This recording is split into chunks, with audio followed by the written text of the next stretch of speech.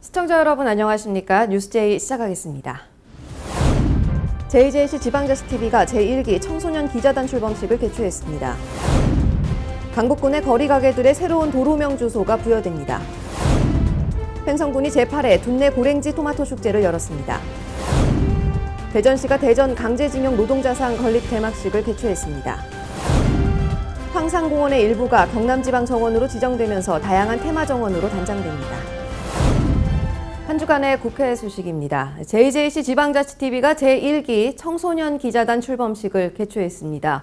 청소년 기자단은 약 3개월간 활동하게 되며 지역사회의 현안과 사회적 이슈 등을 다루게 됩니다. JJC 지방자치TV가 지난 13일에 국회의원회관에서 청소년 기자단 출범식을 개최했습니다. 출범식에는 더불어민주당 원내부대표 임종석 의원과 JJC 지방자치TV 박상규 회장, 이로문 사장이 참석했으며 이날 행사는 박상규 회장의 인사말로 시작됐습니다. 좀 일기를 쓴다라고 생각을 하시면서 조금씩 기사를 써보시면 그러면 훌륭한 우리 기자가 될 것으로 생각합니다. 이어 임종석 의원은 기자단 출범을 환영하는 축사를 전했습니다. 여러분들께서 청소년기를 어떻게 지내느냐에 따라서 여러분들의 꿈과 이상이 바뀔 수도 있습니다. 오늘 이 자리가 여러분들한테는 새로운 꿈과 이상을 심어줄 수 있는 그런 자리다 생각됩니다.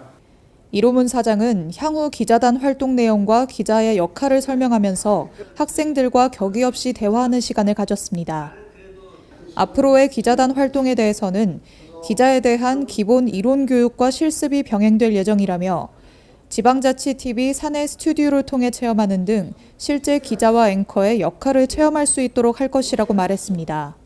청소년 기자단을 하게 돼서 이런 방송국에서 기자단을 하게 되어서 매우 기쁘고요.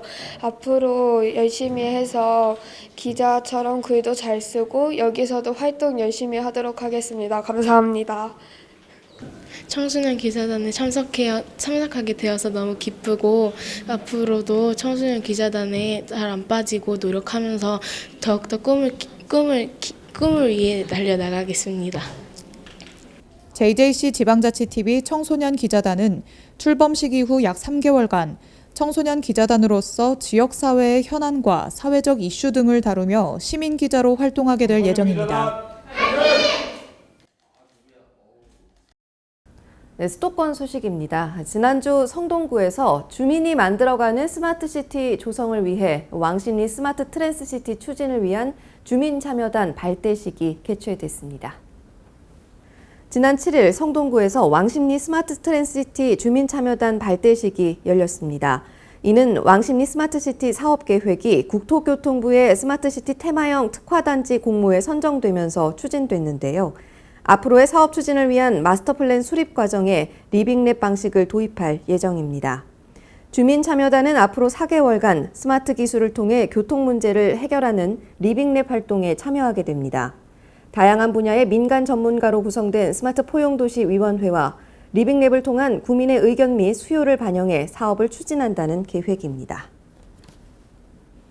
강북군의 거리가게 48곳에 도로명 주소가 부여됩니다. 거리가게는 점용 허가를 받아 도로상에서 영업하는 판매시설물을 가리키는데요. 도로명 주소가 부여되면서 택배 등의 우편물 수령이 가능해지고 응급 상황에 따른 대처 능력도 향상될 것으로 보입니다. 강북구가 도로 점용 허가를 받은 지역 내 거리가게에 도로명 주소를 부여하고 건물 번호판을 설치했습니다. 강북구는 거리가게의 주소가 다른 건물과 중복되지 않도록 인접한 건물의 주소에 부번을 붙인 형태로 부여했습니다. 강북구는 이와 같은 주소 체계가 마련되면서 거리가게 운영자와 소비자 모두가 보다 편리하게 이용할 수 있을 것으로 전망했습니다. 가게 운영자는 우편물 등을 사업장에서 직접 받을 수 있고 사용자는 주소지를 쉽게 찾을 수 있게 됩니다. 더불어 거리가게 주변에서 응급 상황이 발생했을 경우 신속하게 위치를 파악할 수 있어 빠른 대응이 가능해지는 등 사회 안전망 구축에도 기여할 것으로 보입니다. 네, 다음은 강원도 소식입니다. 강릉 지역의 유일한 전통 오일장인 옥계 오일장이 문화를 파는 전통시장으로 변신을 꾀하고 있습니다. 경기가 위축되어가는 5개 5일장에 활력을 불어넣고 강릉 유일의 5일장 명맥을 이어가고자 지역 상인들과 주민들이 힘을 합쳐 문화를 파는 전통시장으로 변모시켜 나가기로 했습니다. 12월 말까지 매달 9일, 19일, 29일 열리는 장날에 오후 1시부터 2시간가량의 버스킹 공연을 마련하고 방문객들이 즐길 수 있는 장터로 탈바꿈해 나갈 계획입니다. 또한 유튜브 채널을 운영해 새로워진 전통시장을 홍보하고 행사 참가자들에게 상품권과 할인권 등을 증정할 예정입니다. 5개 5일장은 1700년대부터 시작된 우계장의 전신으로 300년 이상의 유구한 역사를 간직하며 매달 4일과 9일마다 열리고 있습니다. 네, 지난 9일부터 11일까지 횡성 둔내면 시가지 일원에서 제8회 둔내 고랭지 토마토 축제가 성황리에 개최됐습니다. 횡성 최고의 축제로 자리 잡은 둔내 고랭지 토마토 축제에 지난해보다 더 많은 즐길거리가 마련되면서 행사장을 찾은 관광객들은 시원한 여름을 만끽했습니다. 최고의 토마토와 함께하는 여름가족 축제, 둔내 고랭지 토마토 축제. 먹거리, 볼거리, 즐길거리가 가득한 제8회 둔내 고랭지 토마토 축제가 지난 9일부터 11일까지 3일간 둔내면 시가지 일원에서 개최됐습니다. 지난해보다 더 넓은 주차장을 마련해 보다 원활한 교통환경으로 행사장을 찾은 방문객의 만족도를 향상시키고 토마토탑 포토존을 비롯해 다양한 부대 행사를 준비해 그 어느 해보다 알차고 풍성한 축제로 진행됐습니다. 올해는 특히 2019 둔내 고랭지 토마토배 전국 축구대회가 개최돼 지난해보다 더 많은 관광객들이 축제장을 찾았는데요. 축제장을 찾은 관광객들은 토마토 시식회와 이벤트 행사에 참여해 제철을 맞은 둔내 토마토를 맛봤습니다. 일교차가 큰 해발 500m 고랭지에서 재배된 둔내 고랭지 토마토는 당도가 높고 신맛이 적어 입안 가득 개운한 맛이 일품인데요. 특히 비타민C 함량이 전국 토마토 평균치보다 3배 이상 높아 맛과 영양 모든 면에서 단연 최고로 꼽힙니다. 토마토는 흔히 지오스에서도 많이 사다 먹어보지만 이렇게 말려가지고 이저 감미가 된 걸 먹으니까 좀 새로운 맛을 봤습니다. 그 두 가지 맛인데 한 가지 일반 맛은 또 일반 맛대로 아주 순하고 유하고 또 이 감미가 된 거는 또 그대로 또 맛이 좀 있고 아주 담백한 맛을 봤습니다. 또 이런 걸 또 많이 또 연구 개발해가지고 내년엔 더 좋은 상품이 나왔으면 하는 것이 기대합니다. 이번 축제에서는 방문객들이 즐길 수 있는 토마토 막걸리 빨리 마시기, 토마토 높이 쌓기, 토마토 무게 맞추기 등 다채로운 이벤트가 진행됐는데요. 특히 하루 3번 토마토 풀장에서 열리는 토마토 풀장 대박 보물찾기는 둔내 고랭지 토마토 축제의 하이라이트로 토마토가 가득한 풀장에서 남녀노소 구분 없이 즐거운 시간을 보냈습니다.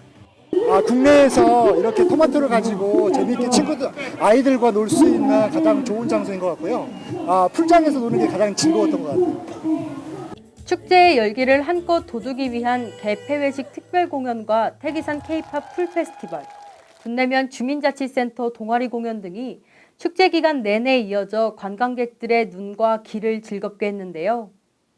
이 밖에도 올해에는 물놀이를 즐길 수 있는 풀장과 워터슬라이드 시설을 확대하고 어린이와 온 가족이 즐길 수 있는 주천강 가족 물놀이장도 설치돼 한여름 무더위를 이겨낼 수 있는 최고의 여름 축제라고 해도 과언이 아닙니다. 네, 토마토 축제 처음 와봤는데 너무 즐겁고 아이들이랑 즐거운 시간 보낼 수 있을 것 같아서 너무 행복합니다. 지금 물총놀이랑 그냥 걸그룹들을 구경하는 거 너무 재밌습니다. 최고의 먹거리와 볼거리, 즐길거리, 그리고 체험거리가 가득했던 제8회 둔내 고랭지 토마토 축제. 한여름 무더위도 있기한 3일간의 맛있는 축제가 성황리에 막을 내리고 다시 내년을 기약합니다. 네, 평창군은 중국 쓰촨성 루저우시 길림성 안도현과 우호 교류 협약을 맺고 있는데요. 지난 5일에는 중국 산동성 웨이팡시와 공동 발전을 위한 상호협력 협약을 맺었습니다. 협약식에는 중국 산둥성 웨이팡시 대표단과 송기동 평창 부군수 등 21명이 참석한 가운데 다양한 분야에서 공동 협력 관계를 강화해 나가기로 했습니다. 협약 내용은 경제, 무역, 과학기술 등의 다양한 분야에서 교류와 협력, 그리고 공동관심사 협상을 위한 주기적 소통 등입니다. 중국 산둥성 중부에 위치한 웨이팡시는 중국 농업 발전의 선두주자로 자리매김한 도시입니다. 더불어 웨이팡 구역 내 지역 발전 모델을 혁신하고 개선함으로써 농촌 진흥의 새로운 장을 펼쳐나가고 있습니다. 송기동 부군수는 다방면에서 교류를 추진해 양도시가 발전할 수 있는 정책을 발굴하고 공유하는 기회로 삼겠다고 말했습니다. 다음은 광역시 소식입니다. 대전시는 대전 강제징용 노동자산 건립을 위해 기금 모금을 해왔는데요. 지난 7월에 목표액을 달성해 드디어 건립 제막식을 개최했습니다. 3.1운동 100주년, 임시정부 수립 100주년을 맞아 대전 지역 노동계와 시민사회가 추진해온 대전 강제징용 노동자산 건립을 위한 기금 모음이 지난 7월 목표액을 달성했습니다.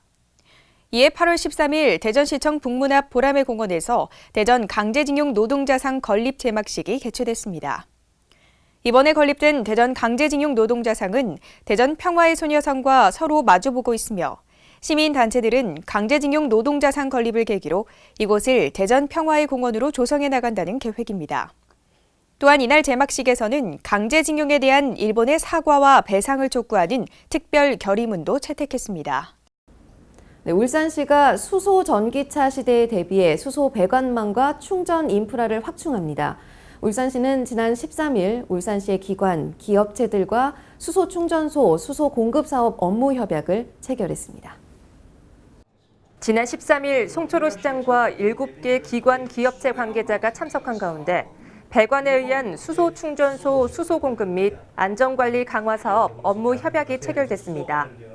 이번 업무 협약에서 울산시는 울산 테크노파크, 한국가스안전공사와 함께 인허가 및 행정적 지원을 수행합니다.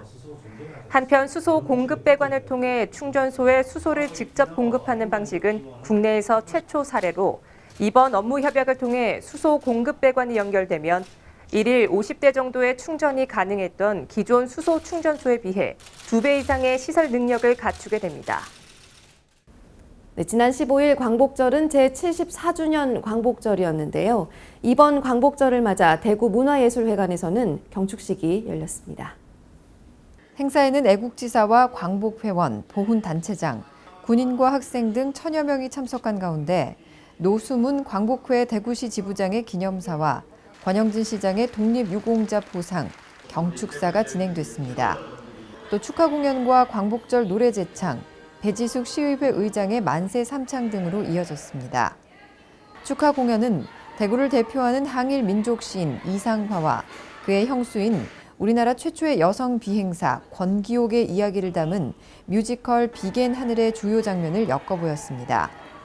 문화예술회관 로비에는 선열들의 애국정신을 계승하고 나라사랑 정신을 확산하기 위해 등록문화재 태극기 사진과 나라사랑 무궁화를 전시했습니다. 이 밖에도 국제보상운동 기념공원에서는 선열들의 위협을 기리고 광복의 애국정신을 계승하기 위한 타종 행사가, 동성로 야외 무대에서는 독립열사 어록 낭독 시민 콘테스트 등이 열렸습니다. 충청도 소식입니다. 충청북도에는 2개의 특목고가 존재합니다. 인근 지역과 비교했을 때 부족한 상황인데요. 특히 특목고 부족 등으로 인한 지역 인재의 유출 현상에 대해 우려가 커지고 있습니다. 신국진 기자입니다. 정부가 고교 평준화 정책을 추진하고 있지만 명문학교 수도권 쏠림 현상과 교육 격차 심화는 심각한 상황입니다. 특히 교육 선택 기회가 부족해 지역 인재의 유출 현상은 오랜 문제로 자리하고 있습니다. 충청북도 역시 특목고 부족 등으로 이런 문제를 겪고 있습니다. 실제 충청북도에는 과학고와 외고 등 2개의 특목고가 있지만 인근 지역과 비교하면 턱없이 부족한 상황입니다. 2019년 1월 기준 충남의 경우 자사고 2개교를 비롯해 총 4개의 특목고가 위치해 있습니다. 전북도 자사고 3개교와 과학고 외고 등 5개 교가 있고 인구 규모가 비슷한 강원도도 특목고 3개가 있습니다. 지난 2011년부터 2018년까지 충북 상위 3% 중학생 499명이 충남과 전북, 세종 등으로 유출됐습니다. 최상위권 학생의 유출 현상은 충북도 내 학력 수준 저하로 이어지고 있습니다. 지난 2018년 수능 1, 2등급 비율은 전국 지자체 가운데 14위에 그쳤습니다. 명문대 진학률도 서울대 등록 기준 2006년 109명에서 2019년 51명으로 현저히 감소했습니다. 또한 학력 저하는 혁신도시와 기업도시 등의 정주 여건에도 영향을 미치고 있습니다. 실제 공공기관과 연구소, 대기업 등 우수 인력이 상주하는 충북 혁신도시의 경우 가족 동반 이주율은 18.8%에 그쳤습니다. 교육환경 만족도도 47.2점에 그치며 전국 최하위를 기록했습니다.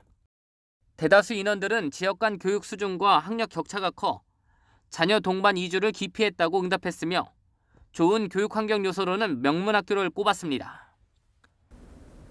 최근 일본의 경제보복 조치를 비판하는 목소리가 이어지고 있죠. 천안시는 자유무역 질서에 어긋나는 일본 수출 규제를 강력히 규탄하고 경제보복 조치의 즉각 철회를 촉구하기 위한 결의대회를 열었습니다. 시청 봉서홀에서 열린 이번 결의대회에서 천안시 공무원 800여 명은 노 재팬, 노 경제보복 등의 구호가 써진 피켓을 들고 일본 정부를 비판하는 구호를 외치고 결의문을 낭독했습니다. 이번 결의대회를 통해 천안시는 일본 정부의 강제징용을 사과하고 배상할 것을 요구하고 일본 정부의 반도체 핵심 소재 등 수출 규제 강화 조치가 철회될 때까지 공무 수행을 위한 일본 방문을 즉각 중단할 것이며 시민들에게는 일본 여행과 일본 제품 불매운동에 앞장설 것을 결의했습니다. 한편 천안시는 피해 신고 접수 창구를 운영하고 직접적인 손해를 입은 기업에는 세제 지원을 추진하는 등 기업 지원 대책 마련을 강화할 방침입니다. 네, 보령시 남포면 사연마을은 포도 생산의 대표지로 각광받고 있는데요. 지난 8일 사연마을에서 88 포도데이를 개최했습니다. 88 포도데이 추진위원회가 주관한 이번 행사는 사현 포도의 우수성을 널리 알려 지역 경제 활성화에 기여하고자 열렸습니다. 관광객들에게 포도를 통한 다양한 즐길거리를 제공했는데요. 포도 사생대회와 포도 성찬식, 포도알 던지기 게임, 포도 쿠키 만들기 등 다채로운 프로그램이 진행됐습니다. 사연포도는 지리적으로 최상의 조건을 가지고 있어 당도가 높으며 우수농산물 GAP 인증도 받아 사연마을이 포도 생산의 대표지로 각광받고 있습니다. 다음은 경상도 소식입니다. 영일만항의 꾸준한 물동량 증가로 환동의 중심 도시로서 포항이 우뚝 서고 있습니다. 영일만항과 중국의 상해항, 러시아의 블라디보스토크항 간 정기 항로가 개설되면서 영일만항이 대북방 경제의 전진 기지로 주목받고 있습니다.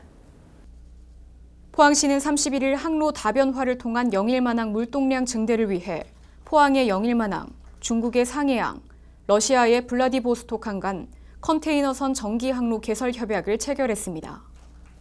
포항시는 러시아와의 교역량 증가, 중국과의 물동량 운송 강화 필요성에 따라 신규 항로 개설 논의를 진행해 왔습니다.